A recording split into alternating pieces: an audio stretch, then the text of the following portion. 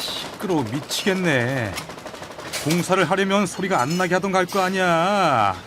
미안하다고 말이라도 해야지, 응? 아유, 선생님 죄송합니다. 그래도 소리가 안 나게 공사를 어떻게 합니까? 조금만 좀 참아주십시오. 예? 한 달 안에 다 끝납니다. 여보, 안 되겠어요. 법원에다 공사 중지 시키라고 해야겠어요.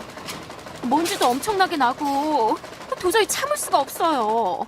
자, 두 분 진정하시고 소음이나 진동, 먼지의 경우 일상생활 속에서도 발생할 수 있는 것들이어서 이웃 간에는 이를 참아야 할 인용 의무가 있어요. 너무 성급히 소송을 하지 마시고 적절한 방책을 모색해달라고만 해주시는 게 좋지 않을까요?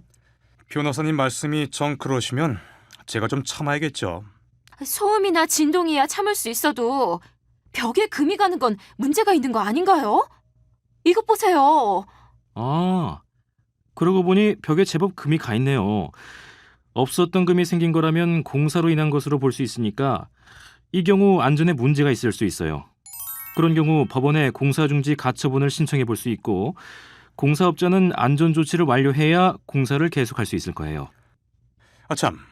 그리고 이 집이 우리 집보다 층수가 높아서 우리 집에 들어오는 햇빛을 거의 가린다고 알고 있는데 그런 경우에도 공사 중지 가처분이 가능하겠죠?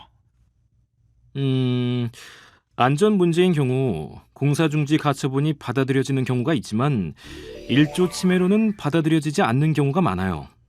안전을 이유로 공사중지 가처분 신청을 하시는 게 좋겠어요. 잠깐만요, 선생님. 저희가 집안 다지는 걸 조금 소홀히 해서 그렇습니다. 지금 안전조치 취하고 있으니까 조금만 좀 참아주세요. 그리고 선생님 댁에 안전진단도 해드리고 금이 가거나 도배지가 떨어진 건 모두 배상해드리겠습니다.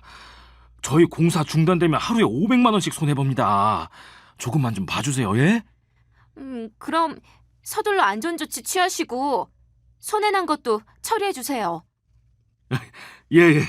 조금만 기다려주세요. 잠시만요.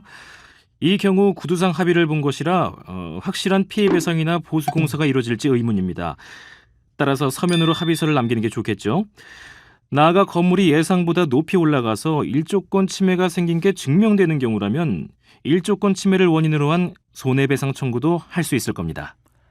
예. 변호사님 변호사님 감사합니다. 감사합니다.